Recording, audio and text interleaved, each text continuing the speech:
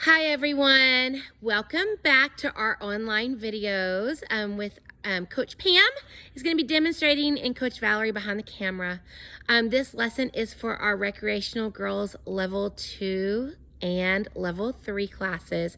I know this stuff is pretty basic, but you are at home instead of at the gym, so we want you to be safe. After you kind of get your little body warmed up and do some stretches, we're going to give you a little activity to do working on leg tightening and your core strength. Coach Pam has pit blocks. Of course, most of you don't have pit blocks at home, but you do have stuffed animals or toilet paper rolls because everybody has tons of toilet paper right now. We're sure of it. But this is something that you can do with other things, okay? You're gonna sit with your legs in a tight pike stretch, pointed toes, tight legs together, and you're going to lift them up and then put them out a little bit over your pit block, and then take them a little bit out farther, and then back together, and then out, and back together, and out farther, and back together.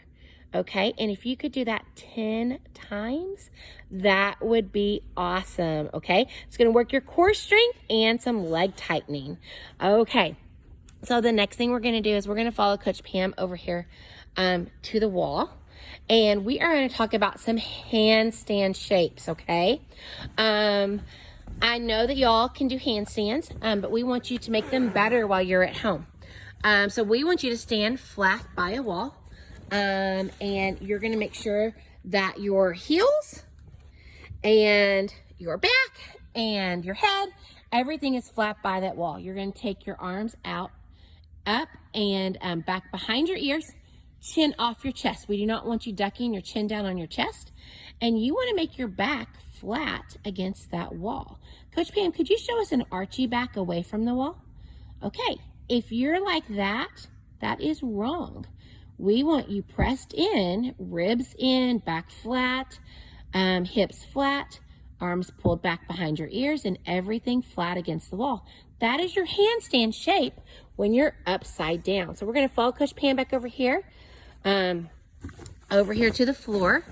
And we are going to go through some drills that you've all done before and work our way up to our nice handstand. So we want you working your basics up to that handstand, okay? So the first one is like we have a block here.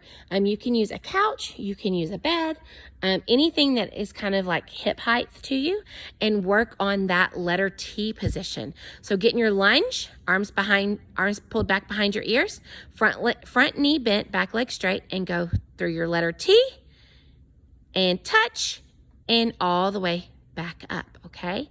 So if you do that about 5 times, that would be awesome, keeping those nice straight body lines.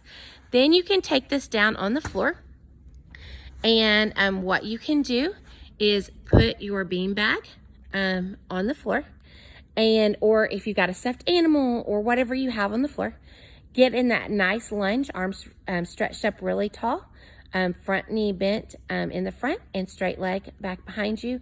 Go through that T and go all the way down to the floor and all the way back up, picking that item up and bringing it up with you. Okay, so that's our lever. Okay, now we're going to go to a split handstand. So you're going to do arms up behind your ears, front knee bent, back leg straight. Go through that T, down to that lever, and keep it in a split and back to that lunge, okay? So that is our split handstand. What I would love for you to do is do about 10 of the letter T positions, 10 of the lever positions, and then 10 of the split handstands. Now we're going to go up to our full handstand, really working on going up to that handstand position like when you stood by the wall and you made sure that everything was in a straight line. And you're going to do that in your handstand and then back down, okay? So that's how we want you working your handstand while you're at home, okay?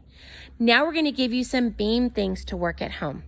And on the beam, I know some of you might have a floor beam. If you don't, it's okay, because you can put a tape line down. I'm trying to give y'all a view of our tape. You can use masking tape, you can use duct tape, you can use packing tape, painter's tape, whatever kind of tape that you may have around the house. and make a tape line, okay? What we want you working on are your kicks in place. So you're not gonna be kicking, walking down the beam.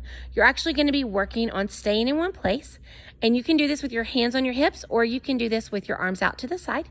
And you're gonna do 5 kicks to the front, okay, like this.